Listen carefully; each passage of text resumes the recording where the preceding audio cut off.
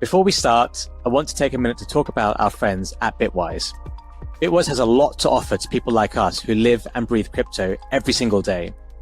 They're a crypto asset manager with $10 billion in client assets and a team of more than 100 people across the US and Europe. They've got the world's largest crypto index fund, a wide range of crypto ETFs, on-chain solutions, you name it. They also manage private alpha strategies, have SMAs for large investors, and are one of the largest institutional Ethereum staking providers. And by the way, they've been doing it all since 2017. These guys are pretty much OGs. So check out Bitwise, go to bitwiseinvestments.com and see all they've got to offer. That's bitwiseinvestments.com, or just email james@bitwiseinvestments.com and let them know that Rekt brought you over. There are a million ways to access crypto. Do it with those who are all in on crypto, who care about the ecosystem, who live and breathe crypto every day. Look for Bitwise at bitwiseinvestments.com. And of course, always carefully consider the extreme risks associated with crypto.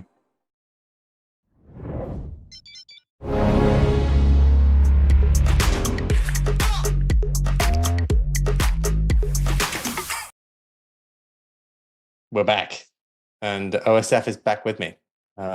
Looking good actually today. I know you've been boxing this morning, but you still look fresh. You look like a man who's had a good week. Yeah, luckily this show's at this time, because if it was at a few hours earlier, my nose was very big from getting punched there. So the swelling has gone down. I don't need an ice pack on stage. No, you look good. You look good, man. Thank you. And I feel everyone does feel good at the moment. Crypto has had another great week. We spoke about this last week that, we were trending, I think, around 95K last week it was. And I thought we'd hang out there for a little bit longer, but it feels as though you can't hold down Bitcoin for that long. Bitcoin rallied all the way through 100K yesterday. It's now hanging out around 102, 103K. And you've seen a little bit of just whisper at this moment, but a bit of an altcoin season has happened, at least over the last 24 hours. Bitcoin dominance have been hanging out at multi-year highs. It was around 65.5%, 66%. And then what we saw, drum roll, was a rally in ETH, and a pretty monumental one. ETH went from trading a month ago at 1,450 to today trading at 2,300. Huge move in ETH this week. Normally, ETH rallies have been met with kind of tops, like it's doing a bit of a risky moment. This time it kind of led, and it's continued to be pretty strong. That's definitely going to be the number one topic. We are finally going to have to talk about whether this is now ETH's time. Yes. And I'm less. I've changed my tone a little bit. Wow. We can get into it, but yeah, definitely a good week. ETH led. Then you saw a big move in a bunch of. Firstly, it was ETH meme coins, but then more broadly, a bunch of other meme coins. Some of the class of 2024 meme coins had a big run even today. General frothiness, AI agents. You couldn't even talk about them a couple months ago. Now they're back up to $11 billion as a sector. So actually up, I think, even on the year now as a sector. That was led by big rallies in virtuals, Altcoin, AI16Z had a nice run. It's been a big move in a bunch of the AI coins, and just general we are so back vibes. We've definitely outperformed pretty much versus everything else, every other major asset class this week. How are you feeling this week, OSF? I know you're positioned well, like we both were actually, but yeah, good. I mean, I've owned a lot of risk, and I didn't take anything off on that first post tariff pump. Just felt like we would have a bigger move higher, and I don't think we've seen it. We're starting to see it, and that chart that Julian and Raul keeps posting of the Bitcoin price overlaid with the global liquidity is once again coming to fruition. And I think while it seems like there's more upside there, I think people will still have more hope and belief that there is more room to run here. So my view personally is I think we keep going. I've mentioned a few times this concept of the famous concept of a lovely summer of risk, and we're well on our way to it, I think. And so my view is I think we get to we go through new all-time highs in Bitcoin. I think we will see like 120, 130K levels this summer. And I also believe in the alt season thesis. Now, I don't necessarily believe that Bitcoin dominance is falling through the floor.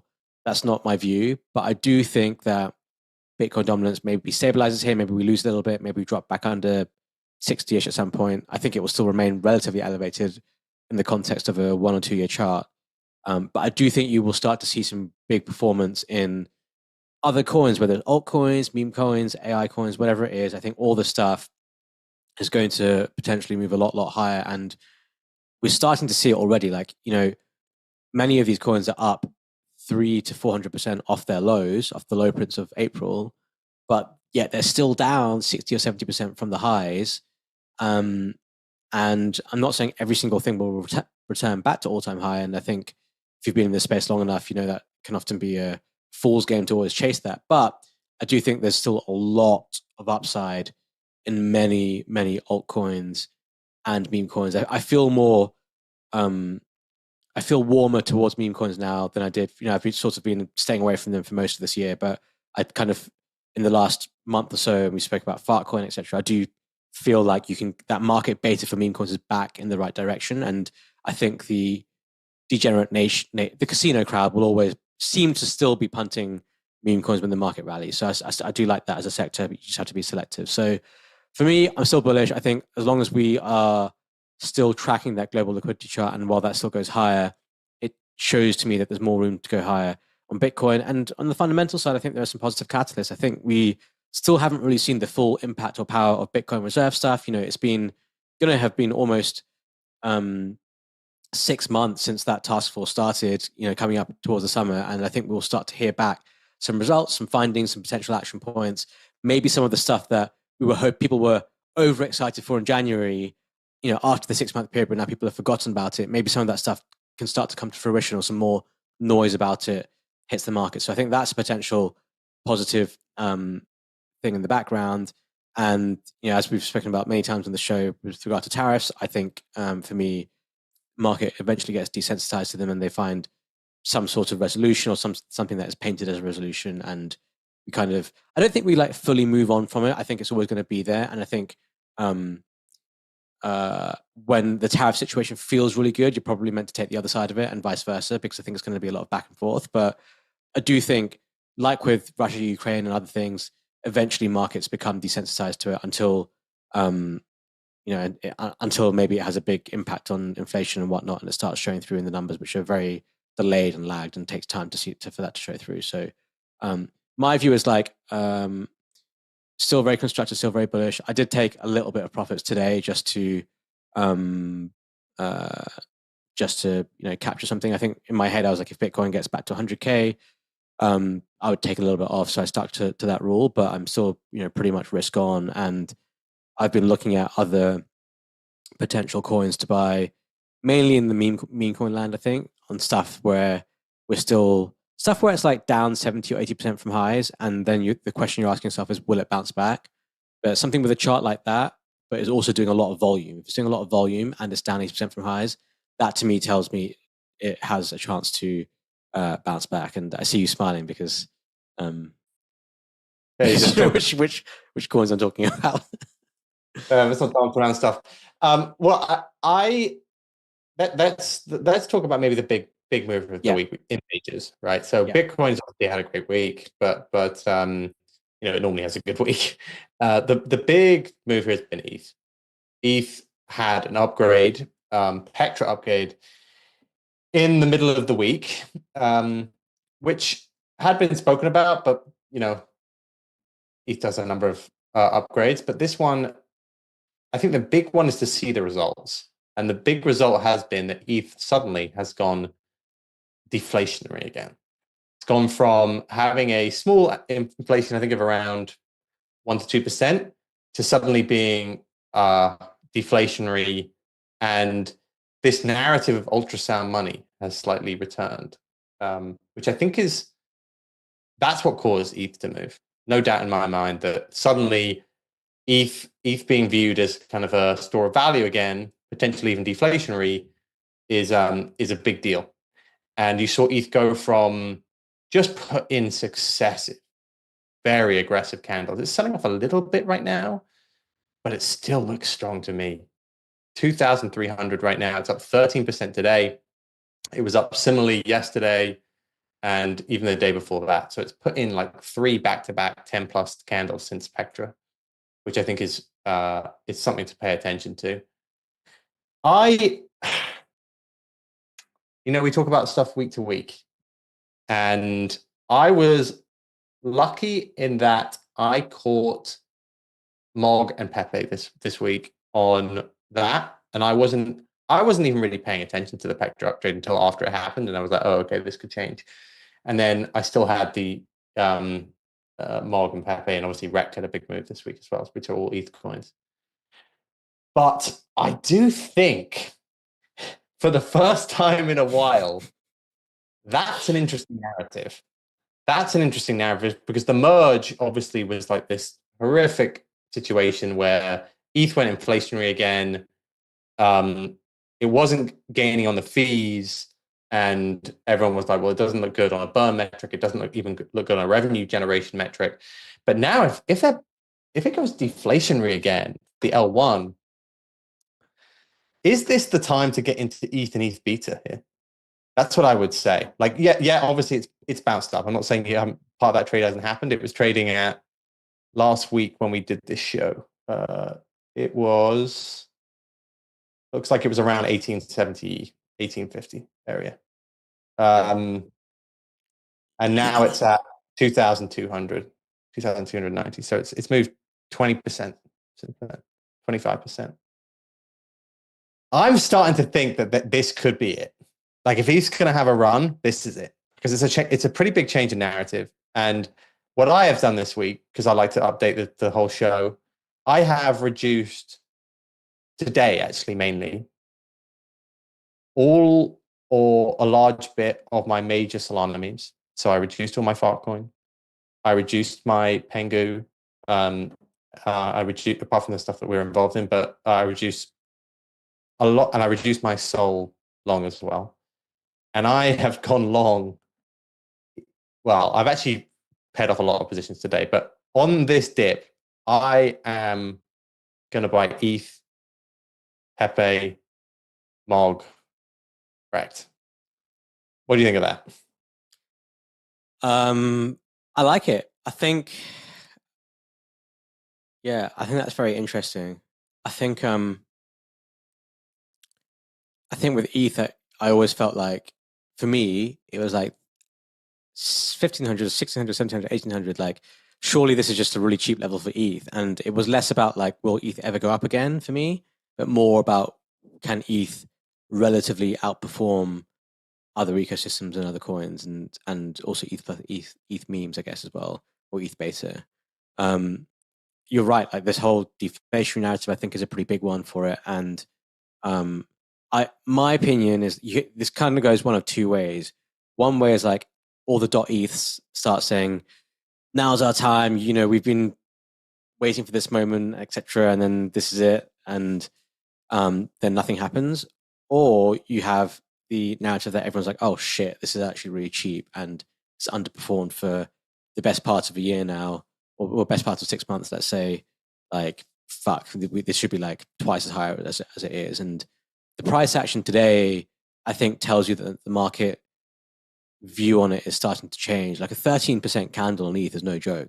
That's a big move. It's a big single day move. And I think if it can sustain this performance, and to be honest with you, I think a lot of the kind of sentiment around ETH seems to be stemmed or pegged towards what the ETH Foundation does, and and that kind of stuff as well. If those guys cannot fuck it up, I do think this narrative can turn and people can kind of get behind it a bit more. And yeah, like, if you look at that move, and Pepe was up like 50%. Overnight. Zoom out on Pepe, right? Like Mog is up 150% in the last 2 weeks or so. Rekt is up like 350% in the last couple of weeks or so. Like you are seeing some of these ETH beta coins also move up aggressively, and they still have a lot to move. Like Pepe's what, $5 billion market cap. Mog is like 400 million market cap. That went to 1.5 billion. Rekt is just a 60 million market cap. That was at 120 or so before. Like these are still coins, I think, with a lot of upside. So that are clearly going to benefit from this ETH tailwind because that's the way they're performing. So I think it's a good bet. I think it's one of those things where it's like, yeah, you've had a bit of a move here, and maybe it just fades again and moves back down, and we're all just like, oh, we hate ETH. But you've had a bit of a move, but you've only really had a small move in the grand scheme of things and in the context of like what ETH has done and the ETH ecosystem has done in the last 6 months. So I like that trade, and I have a lot of exposure to ETH and ETH beta as well at the moment, and I think that's a good punt. I think it's a good risk. Now that stuff's moved a lot, and you're still constructive in the market, and you're trying to figure out where to deploy risk. A hard thing to do is how do I find things with good upside downside where my downside is still relatively capped, but it's still a very convex trade. And I do think that falls into that bucket. I do think ETH falls into the convex trade bucket. It's not without risk and it's not without PTSD, but you have to have those elements for it to have the upside, if that makes sense. So I like it. I think that's smart, and I think all those three like beta coins, like Pepe hit what 11, 12 bill last time, I think. These things can move up a lot, and they can move very quickly. The reason why I've done this, and the reason why I'm thinking like this, is because every single other time we've talked about ETH rallying, it looks cheap, right? It looks cheap and it's underperformed. But like there were so many fundamental issues there about ETH being a currency, in my opinion. And now it's like there's actually a reason that it's rallied. There's a reason that it's rallied, which I think is an important thing here. I think if it's just you're just buying it because it looks cheap, we saw a lot of those sort of like wicks higher and then just got sold straight back down. But here, it just feels like something may have changed. Yep. So I'm ready to get hurt again. I'm ready to be hurt again. I obviously, to be clear here, I am still mainly Bitcoin, but I had, as you know on this show, I had bought a number of more risky things, kind of when Bitcoin was at 78 to 85K, and none of those really were ETH beta, none of those. So now I personally think we put in a little bit of a top today, like just with some of the price action on some of the coins. It just feels a little bit like, oh yeah, people are just jumping it. It was a bit grabby, I would say, this morning. It just felt a little bit like you needed to wake up and buy something. And I've learned over time that when that happens, it's normally a good time to just chill. But if we dip, which I think we could on a number of different coins here, I will be buying ETH beta. And I think this. What do you think that means though for like Sol? If some of the left curve stuff and starts running on ETH and the L1s, do you think those ones where if ETH rallies, Sol rallies too? Or do you think now we're in this sort of like period where that could change? I think they can both rally together still. You may see Sol ETH go lower, but in terms of like meme coins, casinos, DJing kind of stuff, it's hard to, people are literally gambling there with $1 on Sol, and you can't do that on ETH. So that's still, that's still something that is going to exist. But I do think, I think people do like the way that ETH coins can often be a bit more controlled in volatility, controlled in supply, generally better, stronger holder base, and that kind of stuff. I do think larger wallets are attracted to those kind of mechanics and dynamics. And in my opinion, that will drive more capital into some of these ETH tokens, I think. Especially stuff which is proven that can like bounce back, actually bounce back after a big sell-off and not just get stuck in the mud, basically. Yeah, exactly. So, and that's what we've basically seen. A lot more of the established memes have rallied first here, or established coins kind of from last year have done way better than newer coins this cycle, which I think points to the fact that we haven't had that many new entrants into the market over the last few weeks. It's kind of just been us trading amongst each other, and it's kind of the coins which CT likes the most, or like crypto core users perhaps are drawn to, at least in the meme coin space. And I think that's probably the same for some of the other spaces, other subsectors as well. But it does feel as though this isn't got. It's weird to see Bitcoin 103K, and I don't think there's been that many new buyers recently. We saw a lot of institutional onboarding, but not really that many retailers not here. You can feel it. It's not here. Yeah. I agree. It's not retail here. I think there's a lot of institutional buying. I think it's a lot of all of us.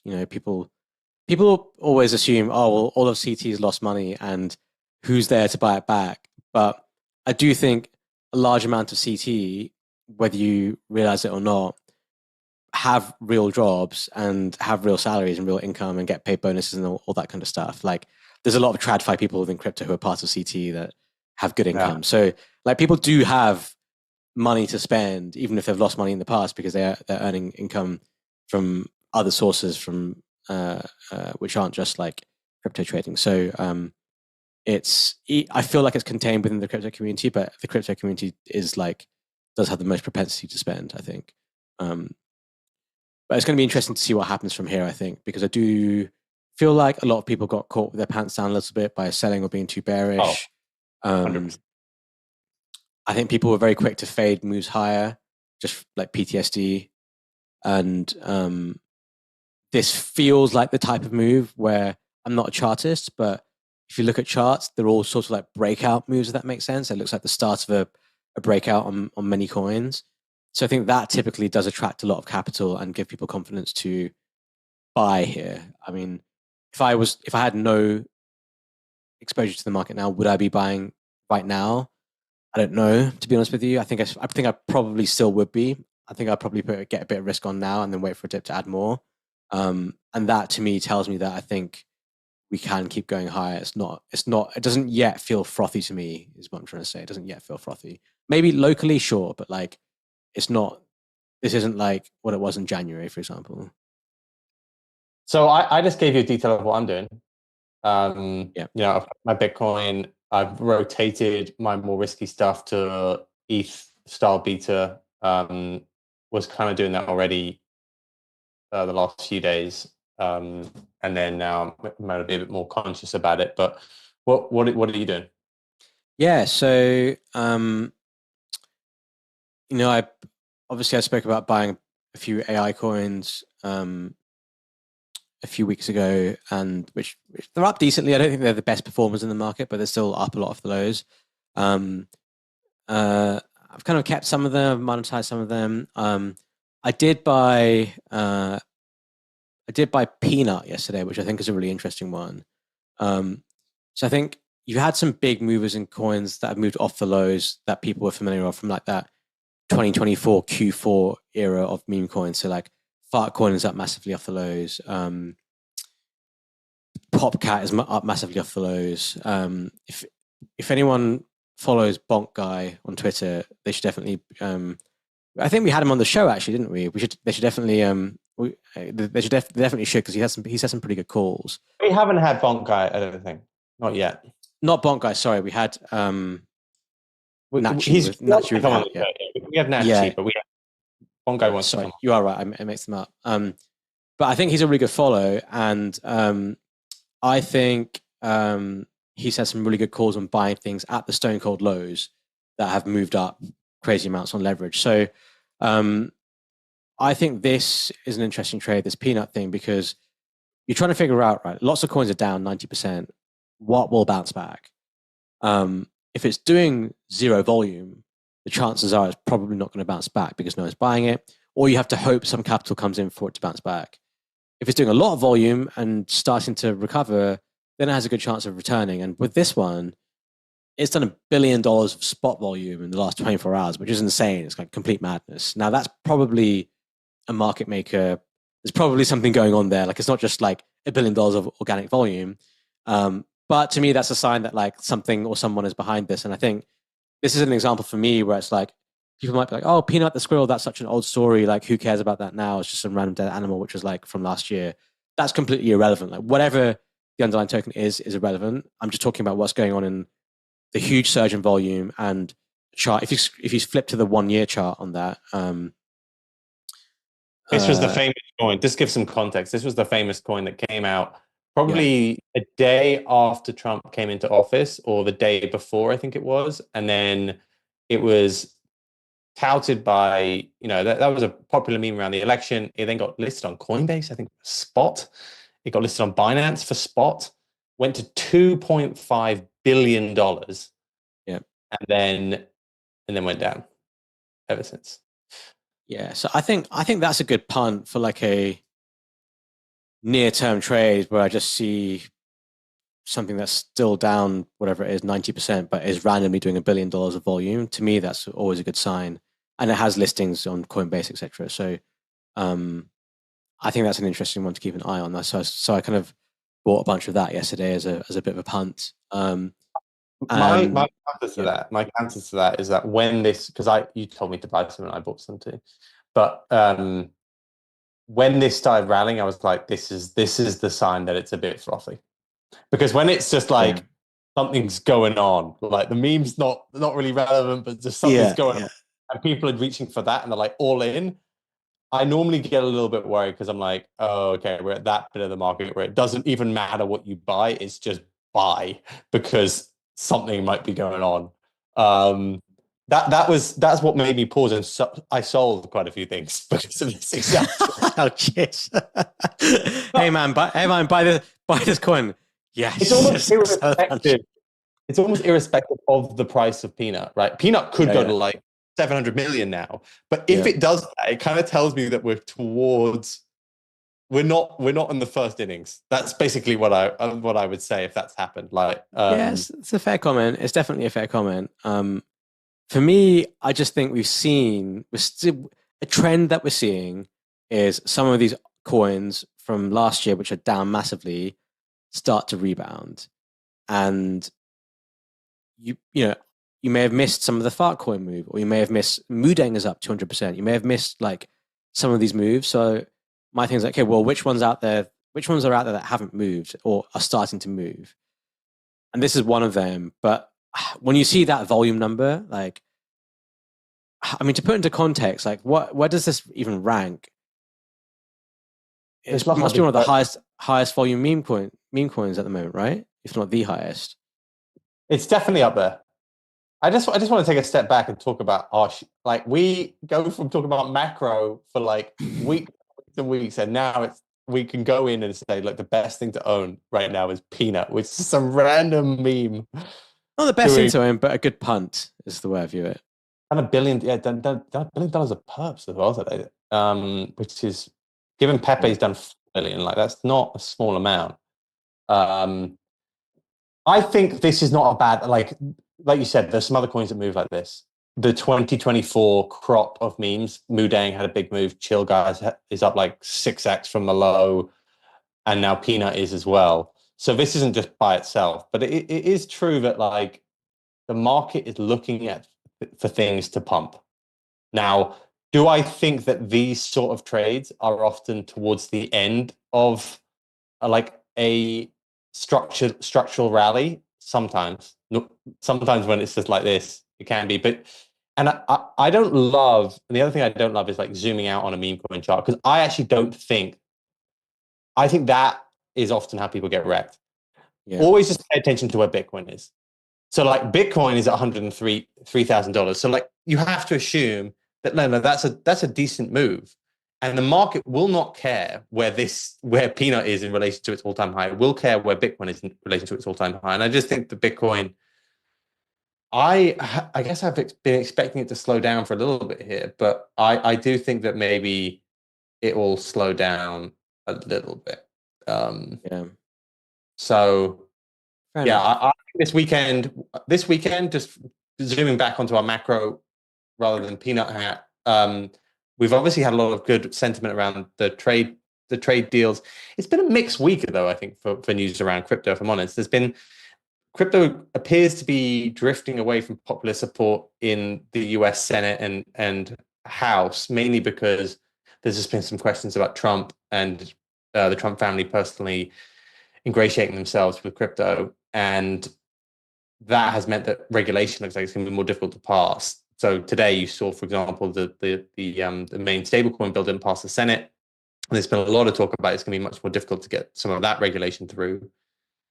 And then the markets are kind of flattish today, broadly in macro, although there was a UK trade deal which was done, which I think was better for the UK than it was maybe for the US. And then there's some talk about the US and China meeting this weekend, although I really doubt anything will come from that, other than potentially they reduce tariffs into that meeting as a form of goodwill, of which it's kind of expected that they may reduce them to like 80%. But I get the feeling that we can have a bit of a wobble this weekend, but I think you're meant to buy. I think you're meant to buy ETH beta on the dip, basically. So I've taken some profits. Hopefully, it doesn't keep on ripping in my face. Last time I did this, you told me to get back in, and I did. This time, you're telling me you sold a little bit right now. I took as I said, like I took a little bit of risk off today for the first time since January. Right. Having bought risk in like March, April time. So I did take a little bit off today, but it's a very small amount. I still feel like I'm very much risk on here. But I just think it's one of those. We were chatting about this earlier today. You have times when you're trading and you're sort of like fading the strength and buying it when it goes lower again, trying to multiply your positions. And then you just have these periods where things just go up like every day or like every week. And they just keep going up and up. And then you get to price discovery. And then it's like, oh, well, how much higher can it go? Until eventually it starts to feel frothy. And contrary to your feeling on like the innings and that kind of stuff, I still feel like we're kind of early in this move. And again, I think the global liquidity chart gives me confidence on that. I think the momentum feels like it's still there too, and I think things are still like off meaningful amount off highs. So to me, it feels like I don't have like amazing confidence to say this is the time where things are going to keep going up and up and up and up and up.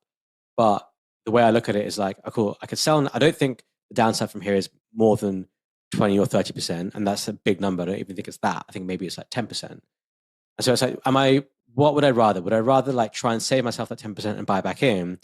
Do I just eat that 10% and hold on? Because I don't want to be in a position where I sell a material amount of risk, doesn't drop 10%, and then it goes up a lot. Then I'm just going to be like, fuck, what do I do now? I don't want to be in that position.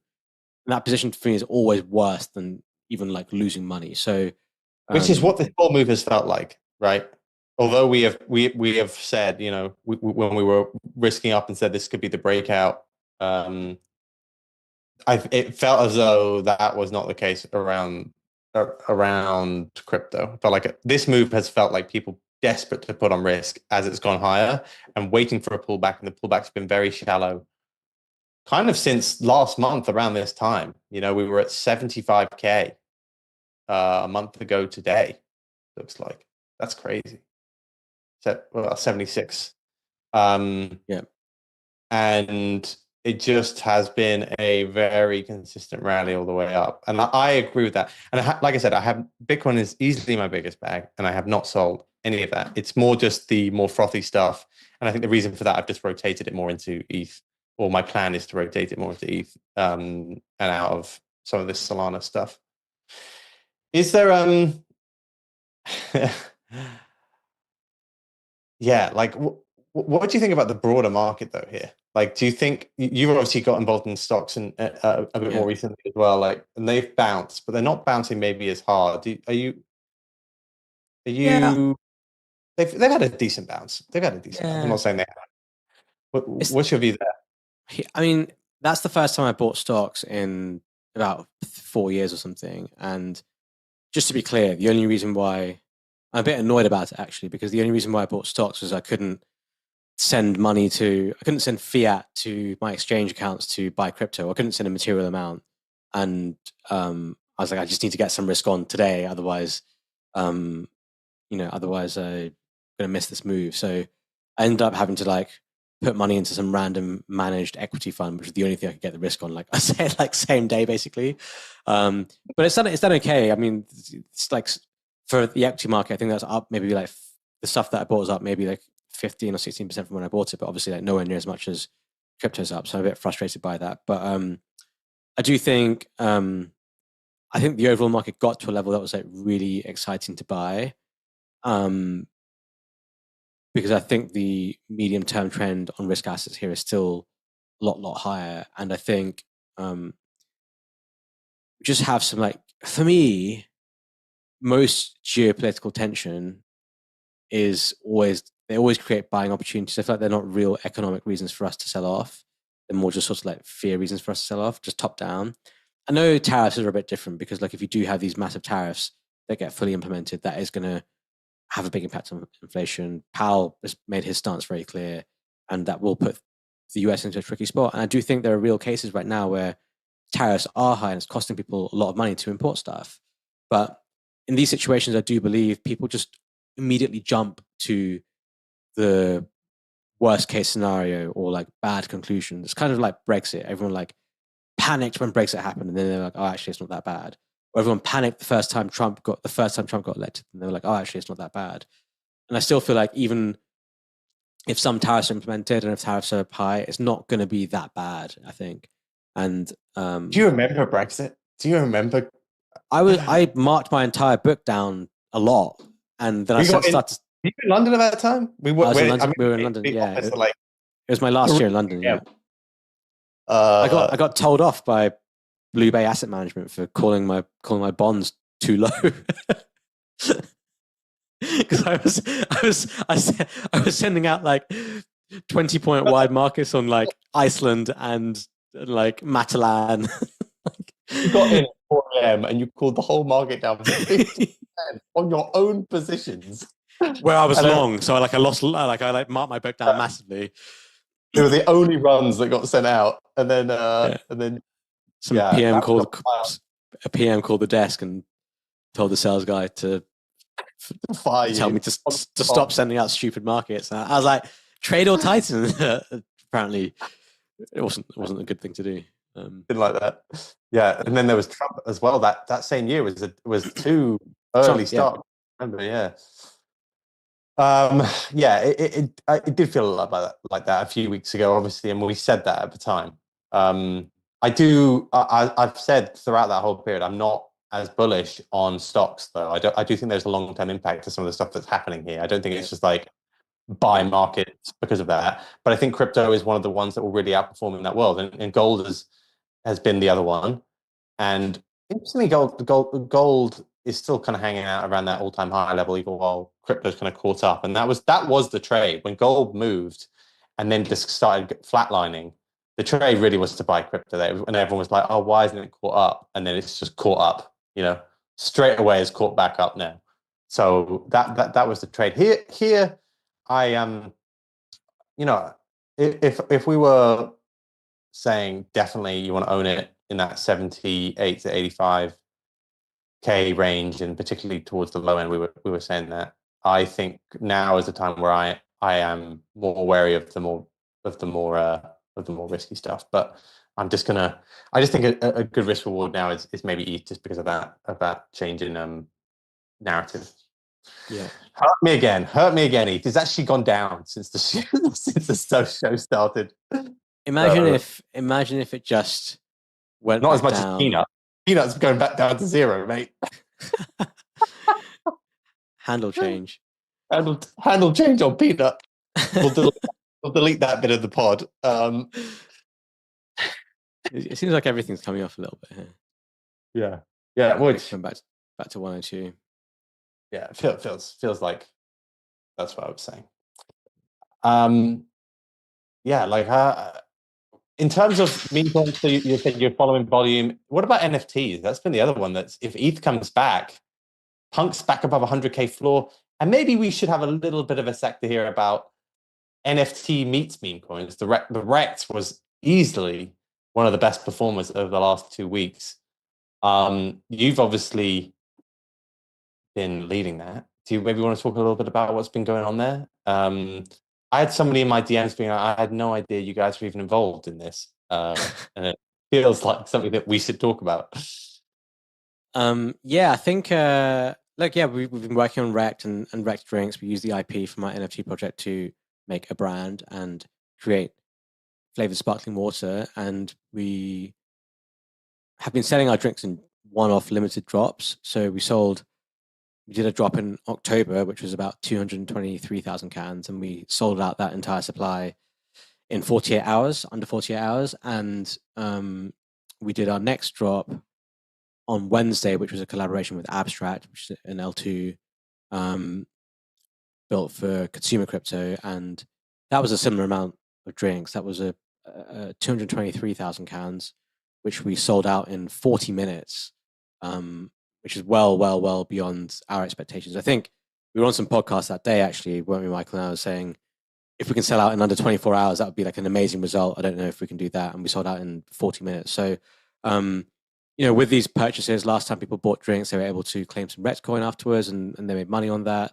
With this one, people were able to earn Rekt points and Abstract XP as well. So they're incentivized, but I think it does kind of just shows like the appetite, I think, for the product and also for the reward system. And I think it's like a novel way for consumer crypto to have a place in like a traditional industry. Like the amount of drinks we've sold in a short space of time is very large by the standards of a traditional beverage company, especially one that's just started. So it's something that would not have been possible without being in crypto. Like if I started a drinks company tomorrow, definitely wouldn't be possible. But yeah, the Rekt token is up like something like 350% off the lows, but still down about 60% off the highs.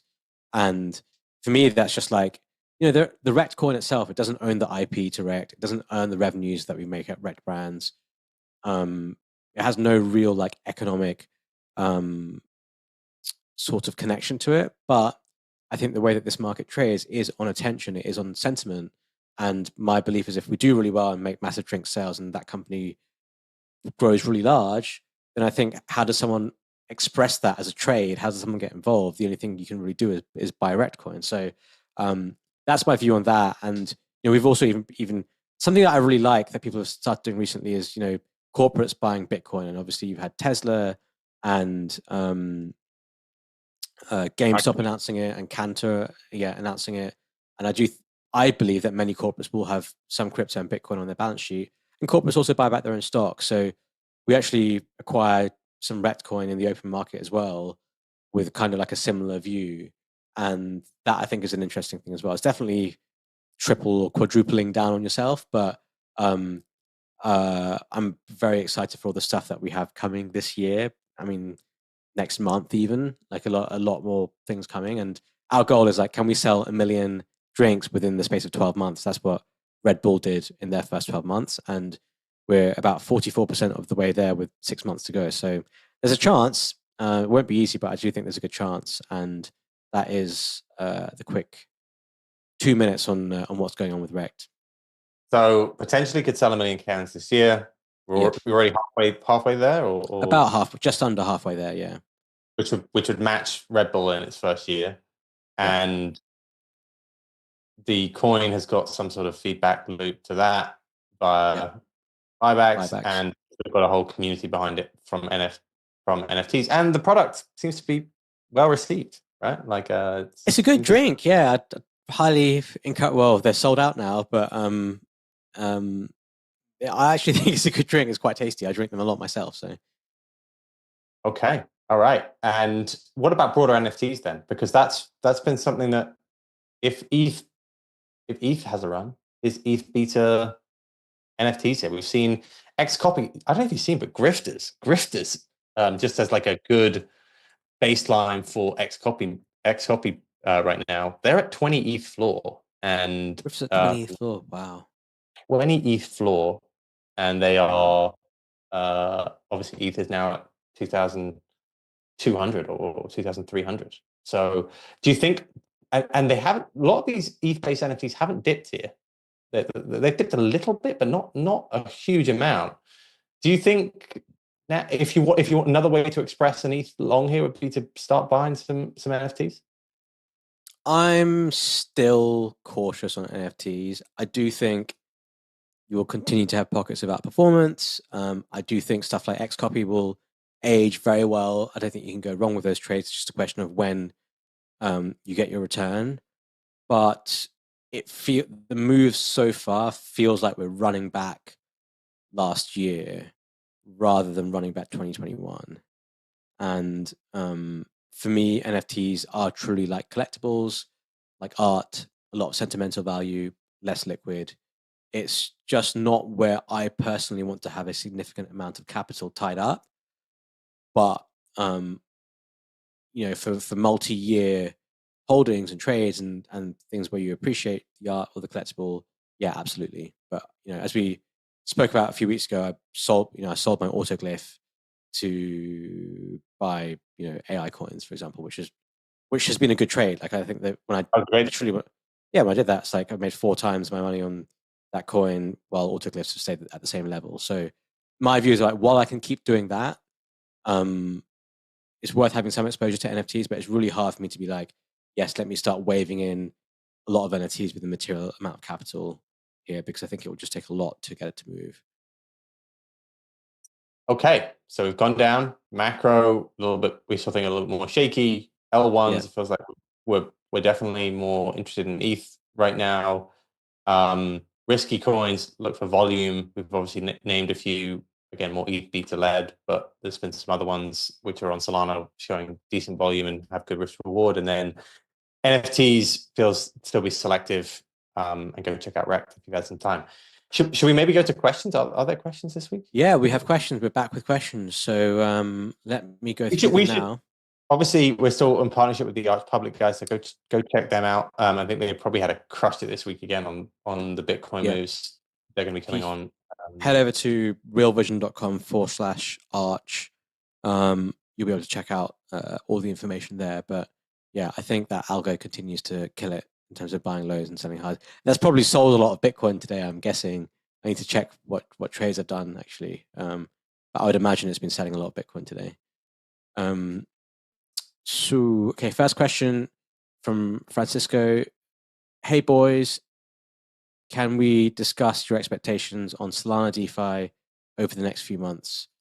I know you've dabbled with like Sonic DeFi and that kind of stuff. Have you ever looked at Solana DeFi much?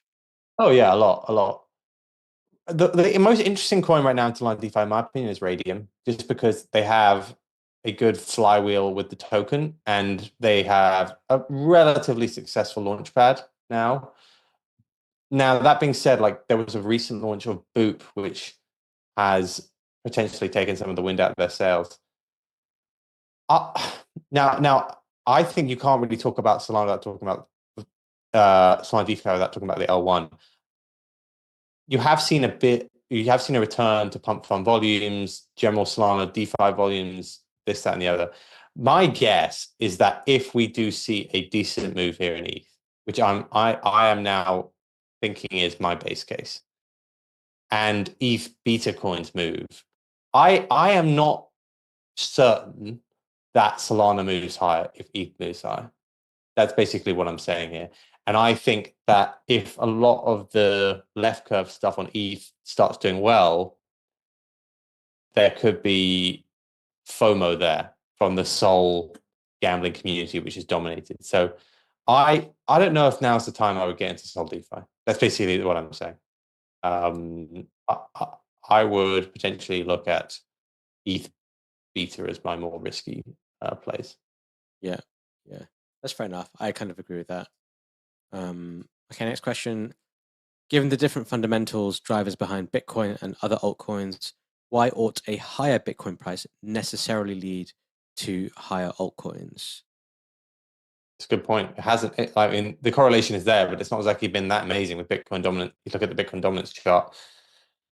I think that's one of the things that I potentially have deviated from, like the Raul and Julian kind of view, in that I think that global liquidity is really linked to Bitcoin. I don't know if it necessarily is linked to altcoins. and like the altcoin market cap, and that correlation, particularly for things like ETH, has been slightly more tenuous. I think they are perhaps driven by other things.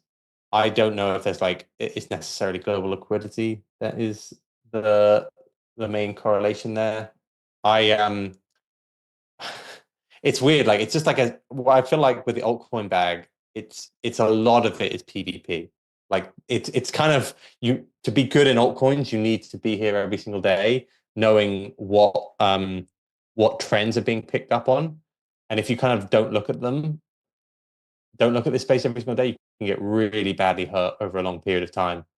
And I I think that we could even have a period here where some, like I've just said, where some coins do well, and that maybe it's ETH and ETH beta, and some coins don't.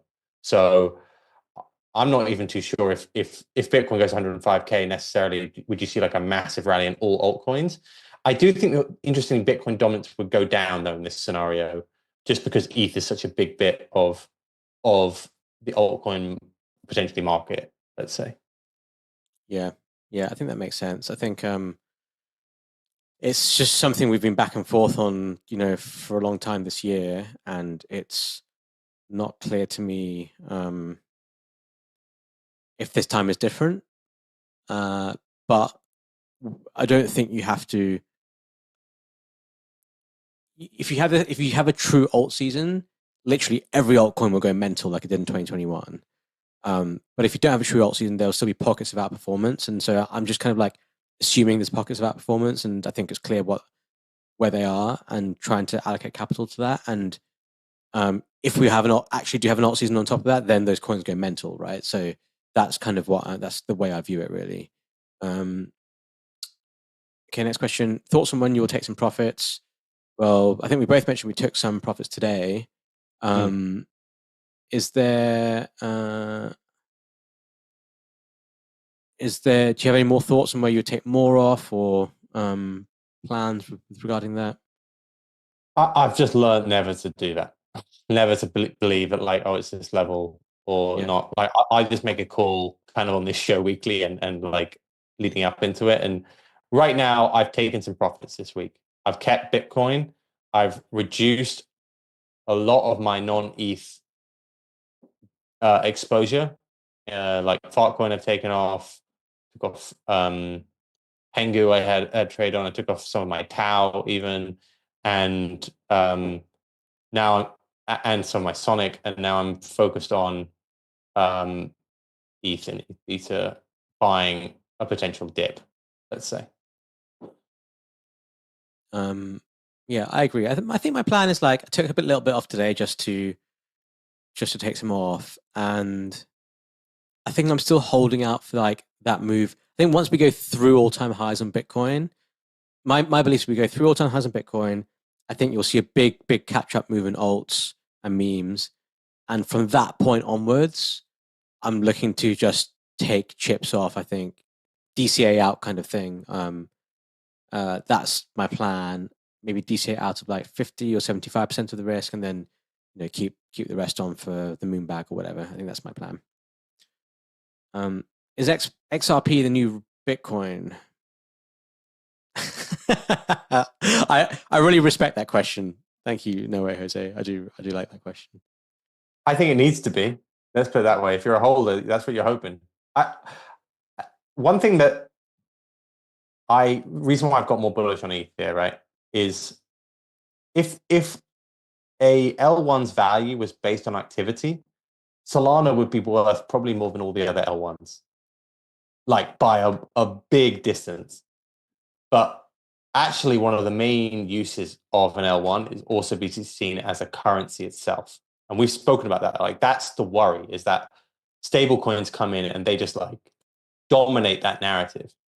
Now, if ETH can be viewed as ultrasound money again, it can also be viewed like it was in 2021, 2022, as like, right, this is a store of value. Like this is as good as Bitcoin, or this has its own benefits. XRP, I think, similarly has to have that kind of view where it's like, it doesn't matter. Like we will own XRP because it's a currency and we will own it forever, you know?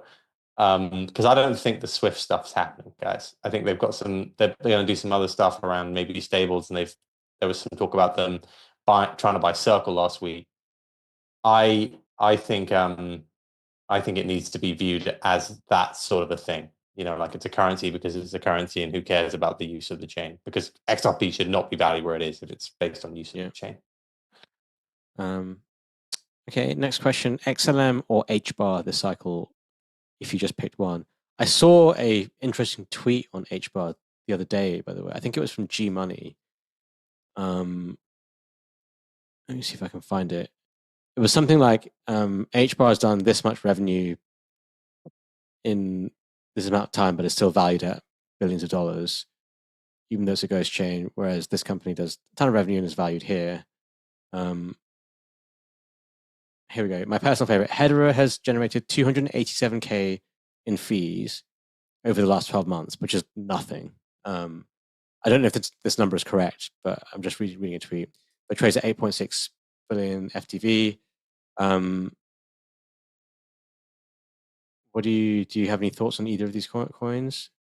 Hedera is more of a B2B coin. It doesn't. No one really does anything on there from a retail standpoint. That it has some cool activations with corporates. I don't know why it trades where it does. That being said, Stellar, I'm also not like, oh my God, that's the coin to own. There are some of these coins with really high valuations, and I don't know why they trade so high. And often it's because they have some sort of like tight supply control, and they also often have corporate partnerships, and that drives the use of the chain. I don't tend to buy any of those coins because then the odd time you get that other coin that we had, what was the OM mantra, where it's like, if that drops, I don't even know why I own it. Because it's like you have to rely on everything being correct. So I'm not a fan of either of those. I tend to stick to ones where it's very obvious why there's value in on the coin, and for that reason I'm sticking to the majors right now. The question was, for the last year, I've told you not to buy ETH. I'm telling you, as somebody who said that, now might be the time. So I love how the question was, which one would you pick? And you basically said neither. I wouldn't pick either of those coins. I'm sorry, but I wouldn't. Like, I guess Stellar, but like I just wouldn't. I wouldn't pick either because I didn't know how to value them. I would not know why they trade where they are. Yeah. What about you? I'm the one who always gets answer all the questions. You're the question master. The question master doesn't always have to answer. He can pick and choose which questions he answers. There we go. There's probably some really easy other questions. You just thought you'd hammer that one at me. Or H-bar. Okay, next question. Do you expect this bull run to be similar to the last one where the following occurred?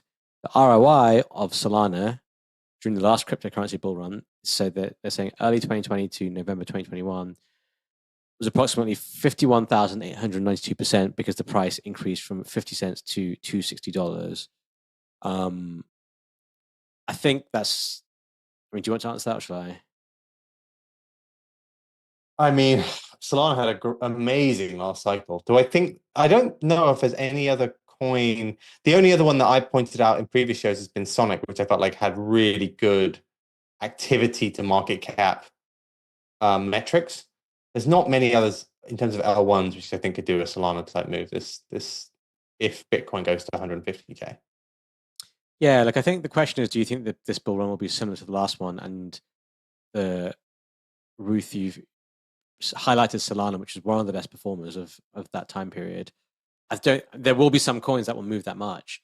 I don't know. I mean, that's a really special case of like an L1 moving a crazy amount. Did Solana launch in 2020? I guess it did, right? So it was it was a coin that was a VC coin that had launched, and then it completely took off. So I don't know.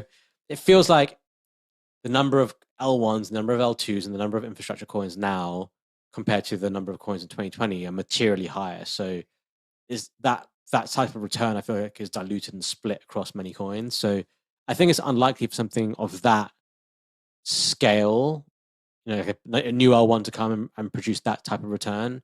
I think that's very challenging. There will be some coins that will produce that type of return, but it will be in like the degenerate part of the market, which is likely to be meme coins and perhaps other things. Yeah, I agree. That's a special case. And then FTX gave you another bite of the cherry there. Yeah. Very last question. Thoughts on Trump coin in the wake of trade agreements? Do you have any views there? I think Trump coin could go high. They delayed the unlocks. It's I would never short Trump coin. Not here. Yeah, I agree. I think whoever is running it is aware of the impact of unlock, selling, etc. I think they know they need to get to a higher level before they can start selling it. Okay, cool. Well, with that brings us to the end of the show.